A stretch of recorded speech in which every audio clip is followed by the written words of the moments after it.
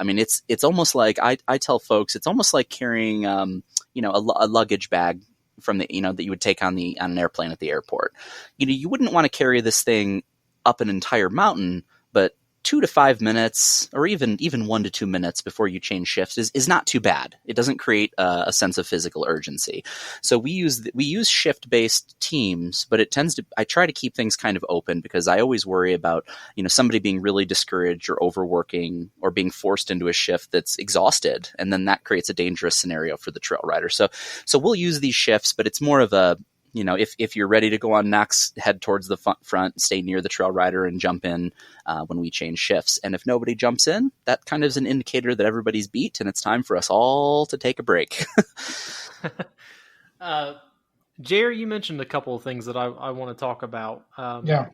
I guess the first one that I want to ask you, you mentioned people have this idea of disability as being someone in a wheelchair.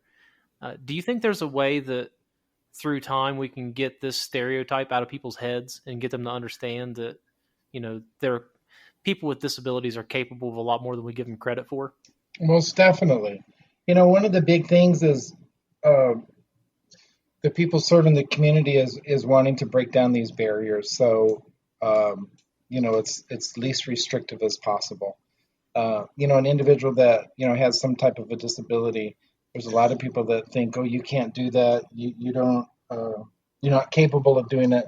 We have one individual, she is a hiker, and she told me this story once that she's on this hiking club, where she lives, and they were going to be going up some mountain, and the trail guide said, I think this trail is going to be a little bit too difficult for you. And she says, no, I want to try it. And this went on for like 3 or 4 weeks. And then finally he says, no, you can't go because you're a liability. And that just, her ears perked up, and she says, well, wait a minute. And she's visually impaired. And she says, I'm the liability. Well, the last 2 hikes, sighted individuals, 2 people sprained their ankles, and they're sighted. So how can you say that I'm a liability?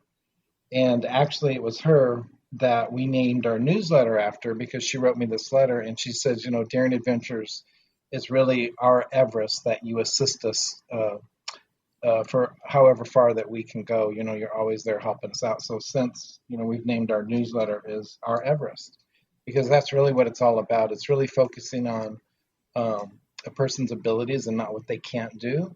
And I think, again, it just takes time for, people to understand that. We just started this program this last year. It was a pilot study in 2 elementary schools where we're teaching 5th and 6th graders leisure recreation.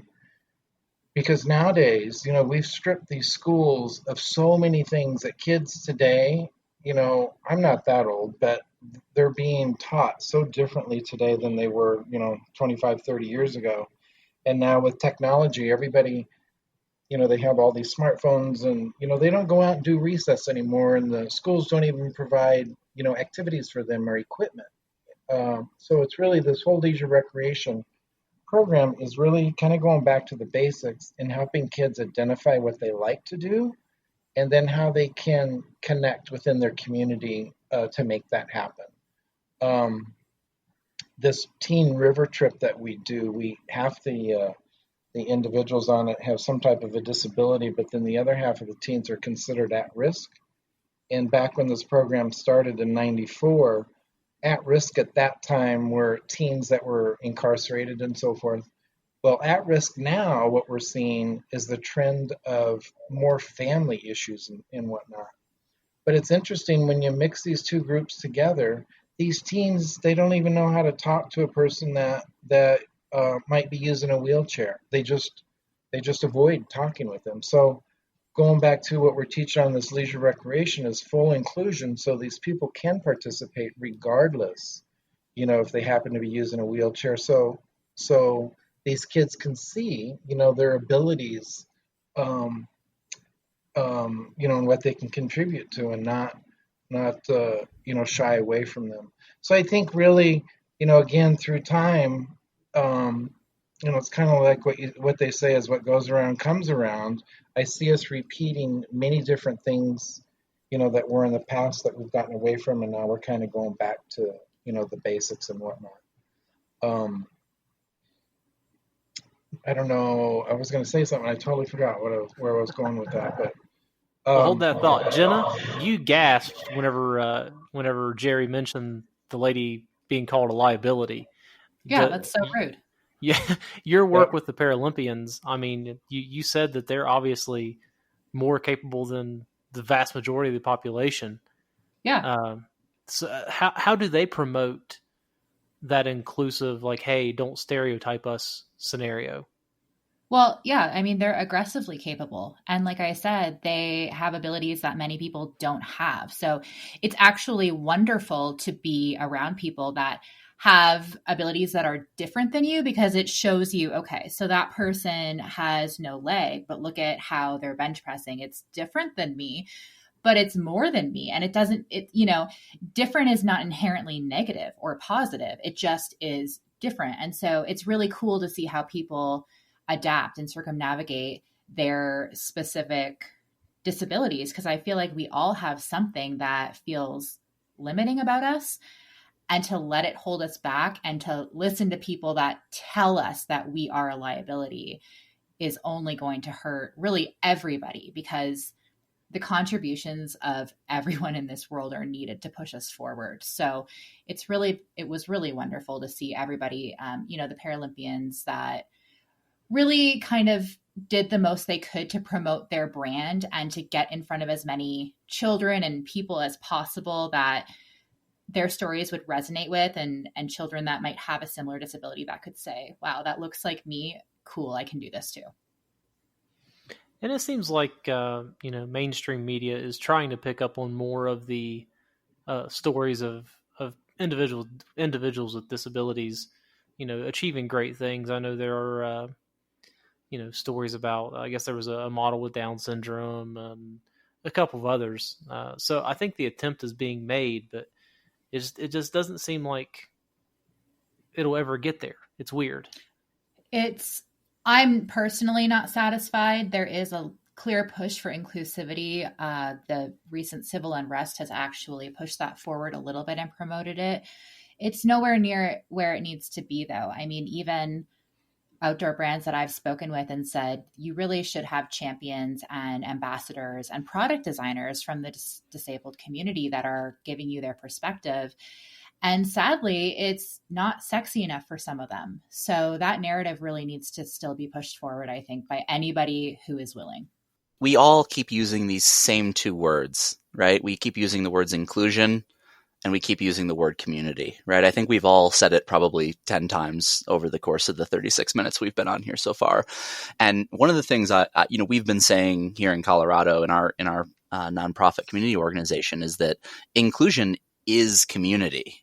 Without inclusion, you can't have community, or it's a huge barrier or accessibility device inclusion. So I don't have a ton to say about this in particular, but the idea that everyone here is involved with that and tying those two things together and realizing how tied together inclusion is to community is just so important. And, we're all in the business of saying, not saying, no, you can't, but instead saying, yes, you can. One of the things that we've run into as an organization, especially early on, was people saying to our organization, to our leadership, no, you can't. You can't take somebody with a physical disability up a mountain. You can't take them out on a trail. Their place is at home between, as Jerry said, between four walls. And I fundamentally disagree with that. I think through community, there is inclusion, and through inclusion, there is community. I'll be honest with you. I was part of that stereotypical thinking until I started doing this podcast. I've spoken with, 2 or 3 organizations that use, wilderness therapy and alternative recreation for the exact population you guys are talking about. One of them's right here in Boulder, Colorado Recovery. They do wilderness trips for people with schizophrenia, bipolar disorders, and that blew me away. For some reason, I didn't think there'd be any organization that would take that population out into the middle of nowhere. So it's interesting. Our whole organization, our first 10 years, all we did was river trips, and we were created at the birth of the ADA. So in 1991, there was a river guide from Grand Canyon that approached the city of Phoenix and said that with the passage of the ADA, he would like to take people with significant disabilities down the river. So our first trip, we had 16 participants from all over the nation, and we still do these trips to this day. But it's really, an individual that maybe has a spinal cord injury. From a rafting guide's perspective, they don't have a clue on what those needs are for that individual. So, for example, a person that uses a wheelchair, they'll say, "Oh, I'm not interested in going down the river." Well, part of the discussion isn't, what they're necessarily going to see down that river, but it's really getting them to that comfort zone so they understand what they can expect down there. One of the very first things that they're concerned about is how they're going to do their bowel movements. So it has nothing to do with the scenery as much as taking this individual that does this very private thing now becomes this not so private thing, but entrusting in an organization to really help them and how they can recreate as a result of doing this. So it's really having that knowledge in teamwork. We have 2 staff and we have over 80 volunteers that last year we served over 2,000 people. And it's really educating them on, assisting with the needs of every single person because no 2 people are alike. I think going back, Zach, the question is, will society ever get there and understand, well, it's really, we're all going to be there at some point in our life of needing assistance somehow. So whether it's this individual that is now 70 years old and used to be this avid kayaker, and now they have arthritis that they can't even lift their kayak. Well, society doesn't say, "Oh, you have a disability." They say, "Oh, you have arthritis." Well, it's a form that this person can no longer do this. And they weren't born with it, but they have acquired it. Well, it's our organizations like ours that can really help these individuals to either learn how to recreate or continue how to recreate based upon wherever they're at in their life. We have a very successful program with an outpatient hospital where individuals that have either traumatic brain injuries or spinal cord injuries of getting them back into the community, after they've had this severe accident. And, it could be a form of physical therapy, but say, okay, what is their life going to look like now that they're in this wheelchair? What can they do?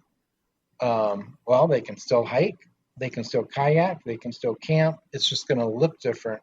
So it's really, with us helping them understand what that's going to look like and what, if any assistance that's needed. Because 9 times out of 10, they can still, do it 100%. They're just more or less afraid that they can't, and they can do it. And the other population that you guys serve, you and Jeff both, the underprivileged youth. Earlier you had talked about the first trip that you had interviewed for, kind of the 8 weeks before the trip, Yep. 8 weeks after. What do you do with those kids in that time frame? I mean, what's your mission? What's your goal? Here's an example. Normally we don't let siblings go on a trip together. And the ages that we take is from 13 up until 20. And normally we don't let siblings go together, but in this one circumstance, most definitely it made sense. We had these 2 boys. They were age, I believe it was 16 at the time. That they came to us, and after listening to their stories, most definitely we wanted them to go on this trip. They were found at 5 years old. They were caged in their cribs. For their first 5 years, they were found by the police, and they created this whole communication mechanism between the 2 of them, and so they were each other's support. So they came to us through this organization, and this really was their very first opportunity